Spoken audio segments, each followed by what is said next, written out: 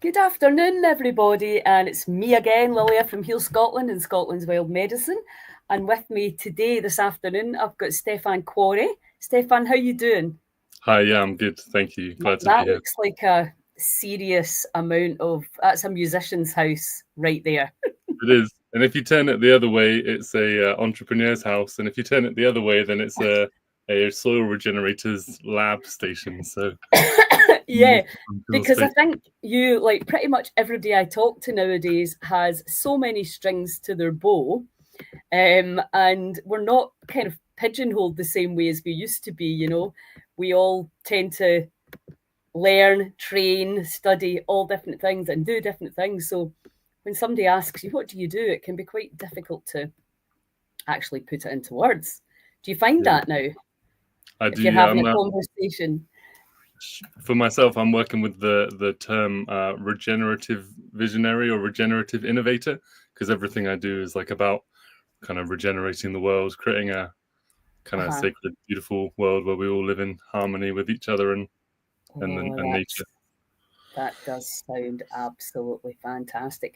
So listen, you're talking to me today because you're coming to the Nairn Festival Yeah. with two magnificent offerings that I'm really, really excited about because I do love dance.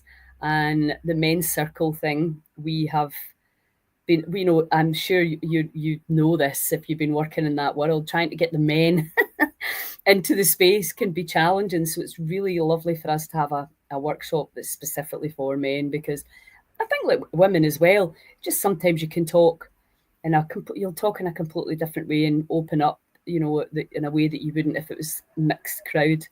But let's start talk. So tell me all the things that you do.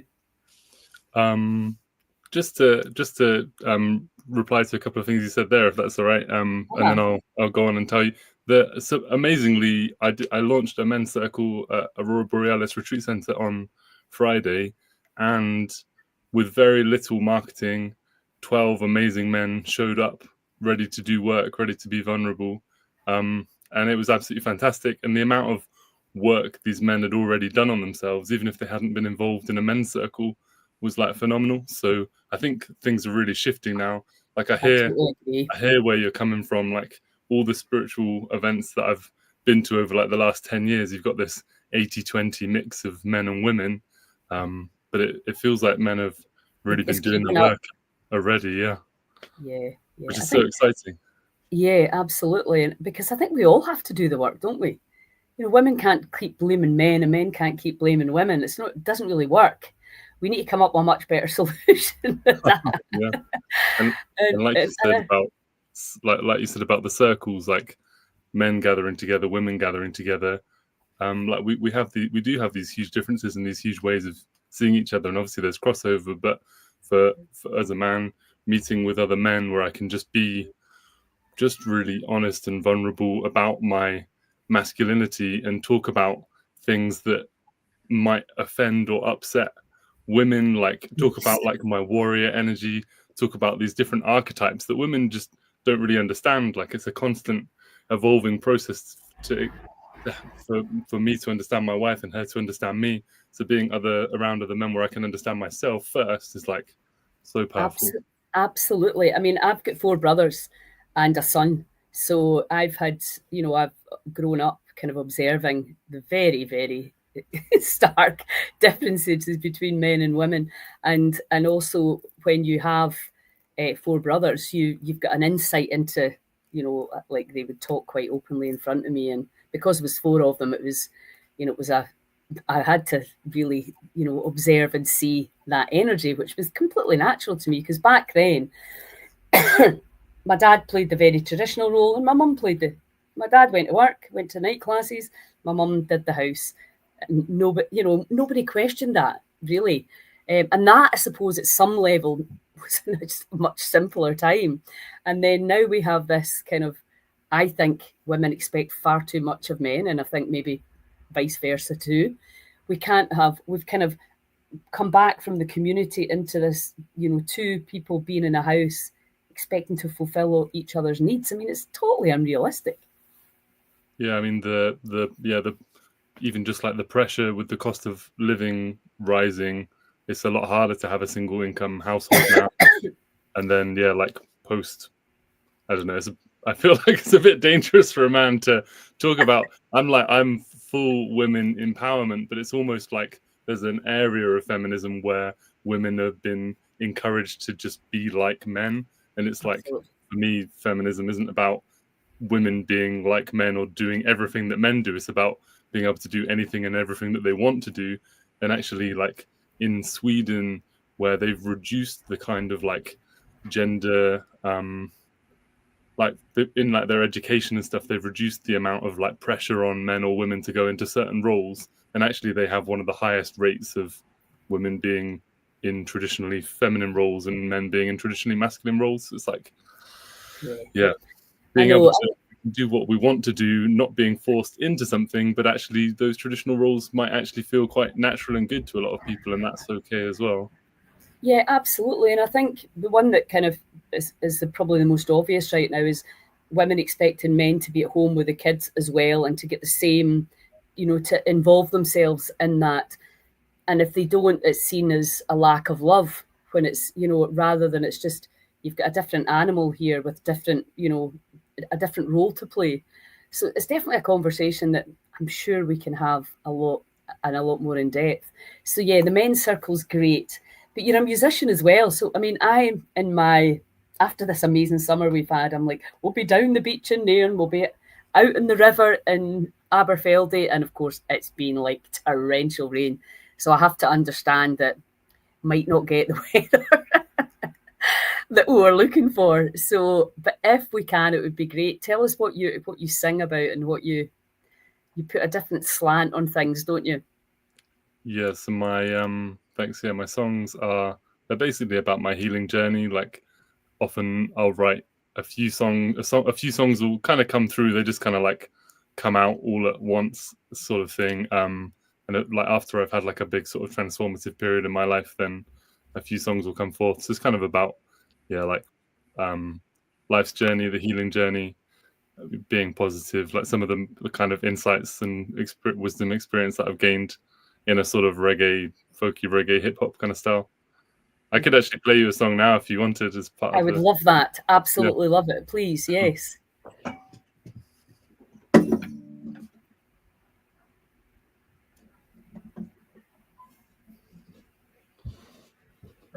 So I've been a bit of a kind of like workaholic, just like super passionate about things and just like go until I burn out with them. And I'm still learning how to manage that.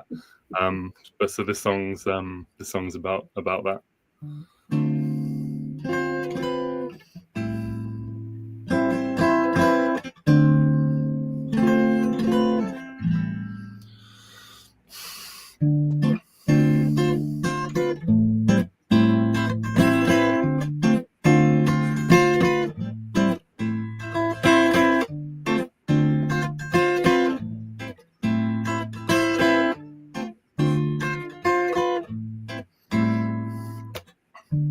A smile is beautiful, yeah. And so relax, take it easy.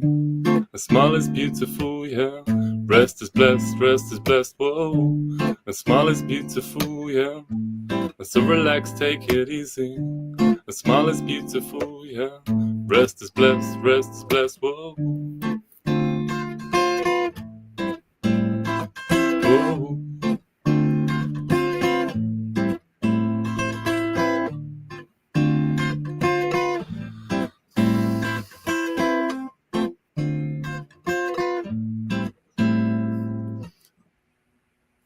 Whoa. No, sorry, it's not the end. I just all right, sorry, I thought you'd stop there. Thanks. That's very nice. Just as how does the first verse go over it? Rest is best in balance with some passionate activity. Sometimes better than telly is connecting with infinity. And rest can come the visions for expressing our divinity. Serenity can serve our service simply and efficiently. Sometimes my body needs rest, but my mind needs action. Sometimes my mind's tired, but my soul seeks satisfaction. The deepest rest that ever feels, and I let go of reaction. If love is infinite, then all we need to feel is a fraction. And let's love our bodies, fresh water and sunlight. And we're social beings, don't forget to have some fun times. Laughter is medicine, everything is relevant. Change one thing at a time, soon you'll be feeling feelings heaven sent. So I guess I'll go and rest, meditate and feel the energy. Remember life is blessed, clear the pathways in my being, even good thoughts in my head. Enhance my intuition now to guide me on my quest. Whoa, the smile is beautiful, yeah.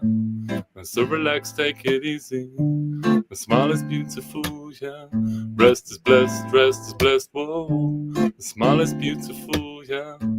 So relax, take it easy. The smile is beautiful, yeah. Rest is blessed, whoa. Whoa, whoa, whoa, whoa,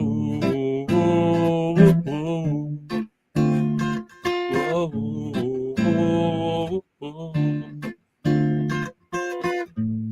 I got another one. Sometimes it gets so stressed out, getting all up in my head. Then I relax into the moment, listen to my heart instead. Take a deep breath. Remember what they said, what's for you won't go by you, so trust in the path ahead, like to reset. With a plunge in nature's pools, get some perspective and remember everything is beautiful as I learn my design. Step into deeper alignment, I'm simply searching for some balance, seeking peace in the striving, whoa, whoa, whoa. I'm seeking peace in the striving, I'm simply searching for some balance, seeking peace in the striving, yeah, yeah, yeah. I'm seeking peace in the striving, I'm simply searching for some balance. The smile is beautiful, yeah. So relax, take it easy. The smile is beautiful, yeah. Rest is blessed, whoa. Amazing. Thank you. How on earth do you remember all these words? I think when so nice. you've written them, they just sort of stick, yeah. Thank you. No, that's great. Yeah. And I mean, I think more and more people are starting to sing about things that they really care about. You know, it's so lovely to be able to express yourself in song, you know, because it's a really powerful medium, isn't it? Especially that style, which is very, very much what my grandkids are listening to now. They can sing every single word. So instead of it being horrible words, it's really beautiful words. Have you recorded it? Have you recorded? I've started recording some stuff, yeah. Like I said about the burnout thing, I thought that I needed to if I just focus on one of my many passions and kind of scale that to be a big business, then I'll have the time and resources to do everything else. So it's only really in the last few months that I realized that strategy wasn't really working for me. So now I'm spending time on all the things that I care about. And I think that'll allow recordings to come forth much more. I've got about 30 songs that I'm in love with that I've written. So plenty of material and just making more space for it in my life. And then, allowing the recordings to happen at the right time. Yeah, you need to get them recorded. My daughter wrote a lot of songs when she was in her 20s, absolutely incredible, beautiful songs. And I'm like, and then she had kids and obviously got busy and hasn't been well, hasn't really been playing as much. But I thought, my God, you really want these, so they're timeless, right? For your kids, your grandkids. I think it's just a really nice thing to pass down, isn't it? Yeah, thanks for that. That's a good extra level of inspiration to get them recorded. Absolutely. Because, you know, when you have kids and, you know, business kicks off, these things that we love doing end up taking second place, let's face it, for all of us. You have to do what you have to do in front of you. And then if there's any space left, that's when you get to sit and play your guitar or do a jigsaw, which is my latest thing right now. So anyway, so you're doing the men's circle. Yeah. And I also want to talk to you about the regenerative farming, but let's talk about the festival first. You're also doing an ecstatic dance session, which I'm very excited about. So can you talk about that? What is ecstatic dance? So ecstatic dance is like, imagine you're at like the best festival or club experience you've ever had, and everybody's just on a vibe and dancing and moving and like smiling at each other and having an amazing time. We're capturing that moment and just doing it at, I think, 4:30 on Saturday. And the way that we do that is by doing a range of tempos, a range of genres. So we start off and like feel into our bodies and then slowly build up the tempo until we're like properly like raving essentially, and then kind of wind it down again. And maybe I'll play a few songs at the start as well. And it's an alcohol-free space, as I guess the festival is in general. It's not about you know, like having lots of conversations on the dance floor. A lot of people choose to dance barefoot. People are going to be feeling the vibes from the festival anyway, so they'll probably be in a really good space. But so I just launched my ecstatic dance as well at Aurora Borealis on Saturday. It was a very busy weekend, and that was amazing. And we had a sound bath with Stacey Sutherland, and we had some ceremonial cacao, which is another thing that I'm starting to offer. And then we went into it. So it's about kind of getting in the best space, getting in your body before you, as you sort of build up to the dancing, and then just having that kind of great experience where you can. It's also about moving and expressing yourself like any way you want. You can jump, you can shake, you can dance weird. It's like non-performative. So it's not about looking good. It's about feeling good in your body and allowing your body to move however it wants. And that might just be like stretching for the whole time, or it might be like hugging yourself or something, because it's about your experience, not like how you look or are perceived by others. Yeah, because people can be very self-conscious about moving, can't they? Yeah. I've noticed that. I mean, I like to dance, and I don't care. I've seen the day where I wouldn't believe I would have danced without alcohol, but I've grown out of that now. But so, are you a DJ? I'm currently a selector, so I'll just play. I'll make a playlist and play songs all the way through. Play some great tunes. My brother's a great DJ, so I'll probably get him to teach me how to mix between them at some point. But also, I want to be on the dance floor in front of the speakers dancing as well. That's true. It was actually a really emotional journey for me. Again, on that journey from being used to dancing with being intoxicated, and in more of like a I'm looking cool kind of dancing, to just being able to fully like express myself. There were some like tears on the dance floor as I like allowed myself to actually move like expressively. And from being, you know, we're conditioned pretty heavily, like men dance in this sort of like macho way, and women is like maybe about like being sexy and attracting men. And we have these, again, this back to those norms that we talked about. We have these like quite narrow lanes that we're told to be in, and there's a lot of pressure to stay in them. So coming out of that is like a whole kind of process. It takes courage, doesn't it?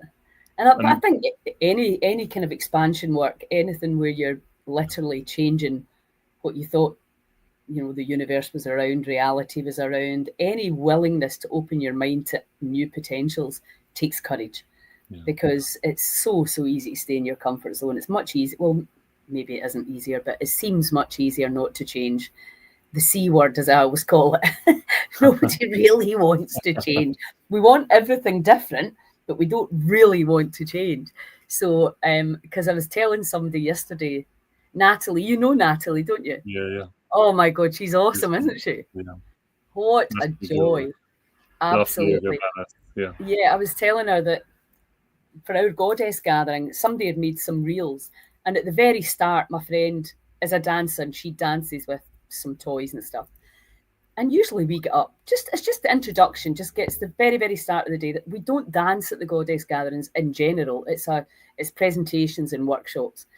But people had seen the reels with a bit of dancing in it, and two women independently had said, "Oh, I didn't come because I didn't want to dance." Wow. I was like, "Really? Wow, isn't that interesting that you would?" I said, "You don't have." But the dance is like 3 or 4 minutes at the very start. That's it. But you know that would put you off going to an event because you see people having a great time sober. It's kind of crazy. But it's that change in culture that we're going to have as more and more people are stopping, becoming sober, not taking drugs, not taking drink. They're just realizing they can manage their lives a lot better without it. Well, we have to replace it with something else. Yeah. I think shame is like the main emotion that comes up. And like you're saying, it takes courage to face shame, the belief that I'm bad because of something I believe about myself or something that I did. So this is where like all these practices kind of like interweave, because in order to go to an ecstatic dance and to be able to really express yourself, maybe there is some work to be done in therapy or meditation or circle work to actually free ourselves up and get used to stepping into the fire, having the courage to experience the transformation, and then coming out of it. And I find it's like you just get better and better at it, and you learn that actually, okay, there's going to be some pain, but on the other side of it is infinitely more reward than the discomfort of doing it, and you realize how much pain you were actually just holding but were unaware of before you took the transformational leap. It's like going into cold or hot water. You think it's going to be terrible, and the first minute is horrible, and then it's actually absolutely amazing, and then you feel completely blissful afterwards, like generally speaking. And then the Yes. more you do it, the more your mind knows, oh, actually, this is okay. I know it's going to be maybe uncomfortable, but then I'm going to feel amazing. And then you just get kind of better and better, really, at stepping into the fire or the cold. Absolutely. Absolutely. That's a good analogy, actually, because that is a change in temperature. And nobody wants to do it. Still, people, I'll say, even if it would help with your chronic pain, no, I would never do that. And it's like, and what you're basically saying is, I'll keep my chronic pain, which I can never really understand. But that's a choice as well, isn't it? And I suppose that's what we're looking at now. It's like the festivals were, the first one I ran was 2 years past in April. I ran it in Tarbert, and Nice. I thought there's a beautiful marquee at the village there, and you can rent it for next to nothing. And I thought, well, there's no overheads. If I can get people to join in, we can try it and see if it works. And it was a huge success. Amazing. So I thought, wow, there's a market, for learning this stuff, because obviously part of our mission is to educate, inspire, support. And when I used to live in Malta, and my friends, who are a couple of reggae DJs, invited me to speak at this festival, and I thought, that's quite interesting. But I went anyway, and then I was like, this is my crowd. I love festivals, and I thought this is the way to teach. You go Nice. to festivals because people, generally speaking, are much more open-minded, and they love to dance, they love to have fun, and they're up for the cup. And everybody that goes to a festival is wanting to have a good time. Yeah. So I thought that's a great way to get the message out. Yeah. Festivals. So that's what we're doing. I completely agree, because you're already in like a altered mind state, essentially. You're not at home around your normal people, your normal cues. You're in a completely different space, which already has opened you up. And then you're out of your normal routines. So it's like when you go traveling and lots of like magical synchronicities seem to happen, because you're just completely separated from your normal, like no one knows who you are or what you're normally about. So you can kind of just be free to make new choices. And nobody cares. It's just, that's what's great. And the last festival, my friend John was making a documentary, and he went round at the end and asked people, and 2 or 3 people said something which quite surprised me. They said, you can just be yourself here. You don't feel judged at all. And I was like, wow, that's interesting, isn't it? What a lovely, it's nice. Exactly. You feel safe and secure that nobody's giving a shit what you look like, what you do, what you say. And I just actually was doing a podcast earlier with my friend who's found Jesus. And she was saying that was one of the things she said. I just felt, she had a vision, and he held her, and she said she just felt safe, the safety and the support and the love. And ultimately that's really all what we're looking for. And that's what the festivals are holding, that space for all these amazing people coming together to spread the word. Because I was saying, once you find, like you're talking about your healing journey, I don't know if you want to talk about that a bit more, or happy to. Do you want to tell us a bit about it? Could you ask me a couple of questions to get me going? So like what I found is, almost without exception, everybody that presents at the festival has their own personal journey of healing from whatever that may be, emotional, physical, spiritual, or a combination. And then once they've done these things that have really helped them, they want to share that with. So what did you have, an actual health crisis, or what happened? Thanks. Yeah, great question. So I experienced a lot of trauma when I was around 7. So like just a lot of like 3 sort of major sort of traumatic events occurred in a very short time. Won't go into it now. Could do another time. And so after that, I kind of repressed it all, and And then when I was about 12, 13, just started like drinking like a lot of alcohol, like sort of very unhealthy, damaging amounts of alcohol. Started experimenting with drugs and everything. Kind of went on like that until I was 18, and I went to India and Nepal for 6 months, and I did a Vipassana course there in Nepal, which is like a 10-day silent meditation retreat, 10 hours I've a not day. done that yet. How was it?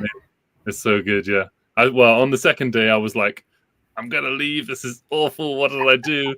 And then on the third day, I like had the experience of like a sort of universal flow of energy through my body, and I just felt amazing. And I walked out of the hall, and there was this like little baby deer there, and we just sort of like walked alongside each other for like a little while, and then it like ran off into the woods, and that was like my welcome into the world of spirituality, I guess.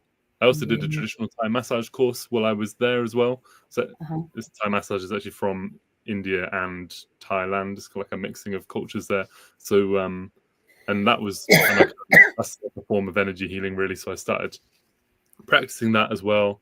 Also got really into yoga there, and was like, oh my god, if I like wake up really early and do 3 hours of yoga, I feel absolutely amazing for the rest of the day. Mm-hmm. And that's serving me more than like smoking loads of hash or Yeah. something.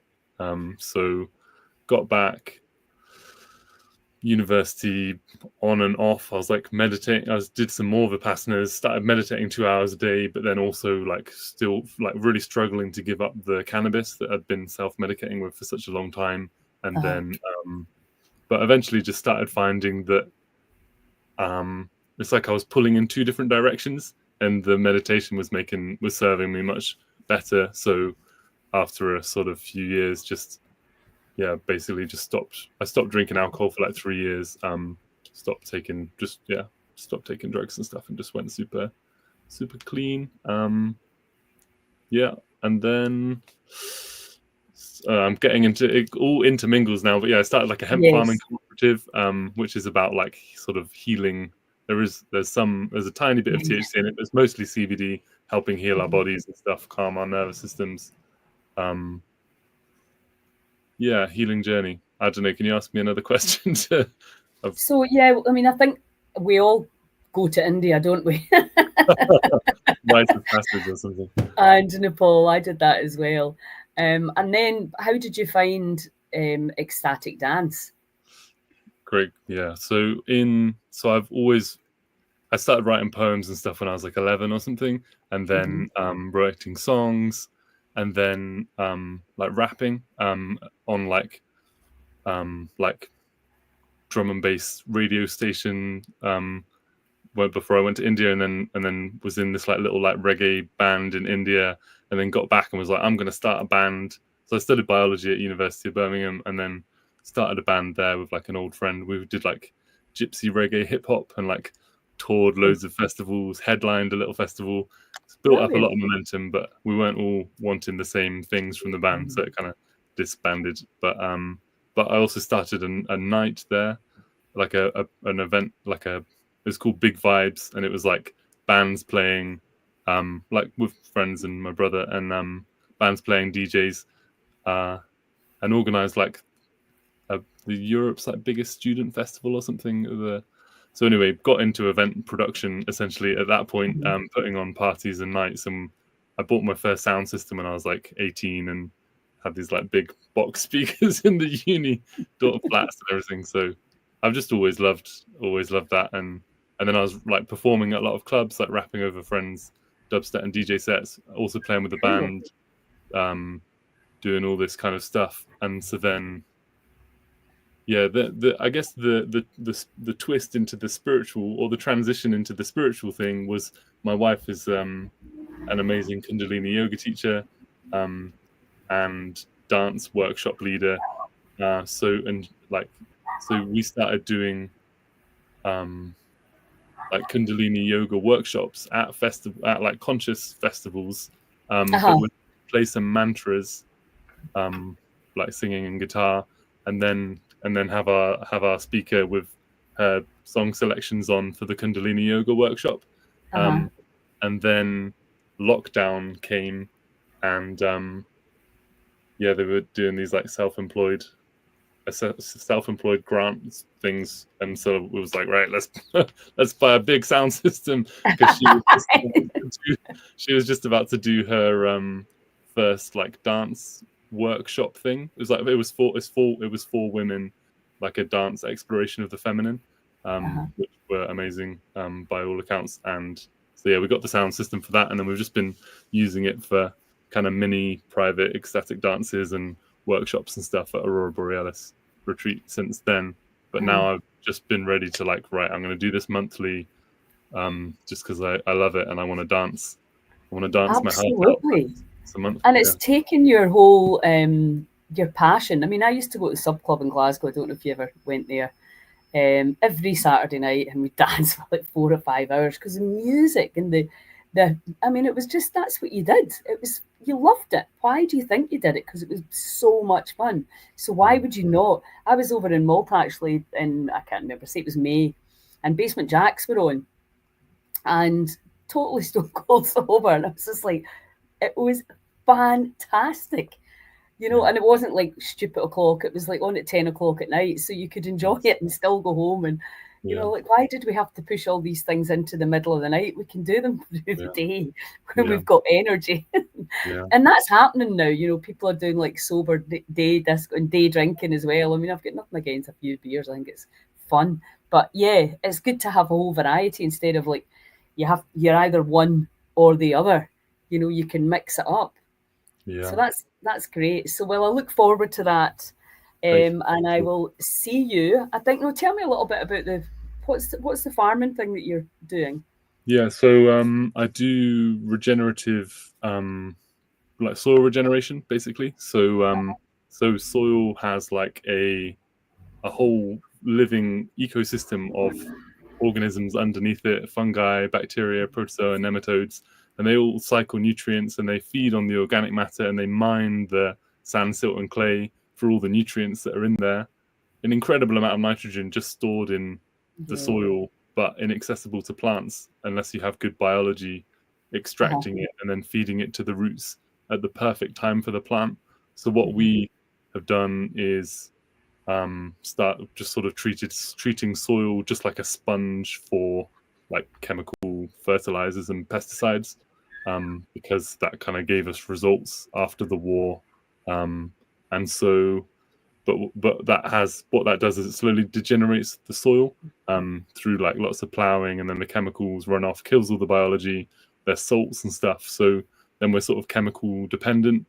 And yeah, with all the prices of that going up and people realizing how harmful like glyphosate is for killing our microbiome, which is like the foundation of our health and everything, and all the cancer concentrated in the agricultural river zones in America, Cancer Valley, I think it is, where like there's the most agricultural runoff and stuff. So people are getting wise to this, and so yeah, the new kind of way of doing it is to create amazing regeneration sort of grade compost, and then like advanced compost, and then different ways of applying it onto the soil, and then doing like micronutrient balancing, and then like minimal tillage kind of stuff, cropping and all that kind of stuff. Like my specific bit that I've specialized in so far is the assessment of the biology. So I've got my little lab with my microscope, and so I can take a soil sample and do like a count of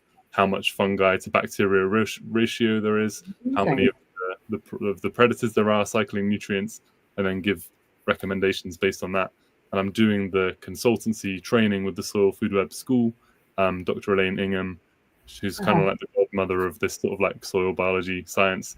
And so yeah, I'm sort of halfway through that. But yeah, I can make regeneration grade compost on a farm scale. I helped a farmer in Aberdeenshire make like 100-ton pile of like regeneration grade compost that he then used on his land. Wow, that is really, really good to know. That's an incredible. You really are a man of many talents. That is awesome, because I mean, most I take this supplement, take magnesium, just like sort the soil out and we'll be fine. Yeah. It's like, why are we always look at it from the top back, Instead, they were lacking in magnesium. Give them, no. Why are we lacking in magnesium in all our EMs? Because of the quality of and most people are starting to realise that. Do you like Zach Bush? I love Zach Bush, yeah. Oh, he's a hero, yeah. Oh, he's a total hero. It's just, I love it. And I think we know that. And my friend Claire, who co-wrote the book Scotland's Wild Medicine with me, she lives on her own steading and grows all her own food, has her own animals. I mean, she's the real deal. That's where I would go if there was the Hunger Games started, because she's going to be fine. But we were getting the seaweed out from the beach and taking it up and putting it on our garden, and you're just like, you can see. And my friend's a permaculture farmer. He used to be in Malta, but he's now in Portugal. But I remember going to his farm and I was absolutely fascinated, particularly by human compost and how quickly it just goes back into this nutrient dense. It's we've lost all these. It's great to see all that coming back and people starting to understand, what we're doing is just madness. How did we even get here? It's crazy. Anyway, well, I look forward to meeting you in person next weekend. And hopefully we'll get down the beach on the Friday night. That's my goal. And maybe even Saturday a bit. Yeah, awesome. Thank you so much, Stefan. And if anybody's got any questions, are you watching it in replay? If not, come along and do some ecstatic dance for all the men that are listening. The men's circles on the Sunday. The programme is on our site. I'll just put it in here. It's easy. It's healscotland.com/events. So you can find out all the festival programmes, because we've got 3 on them. We've got Aberfeldy this weekend, then we're in Nairn the following weekend, and then we're in Strontian in October. So we're getting round the country with this wild medicine information.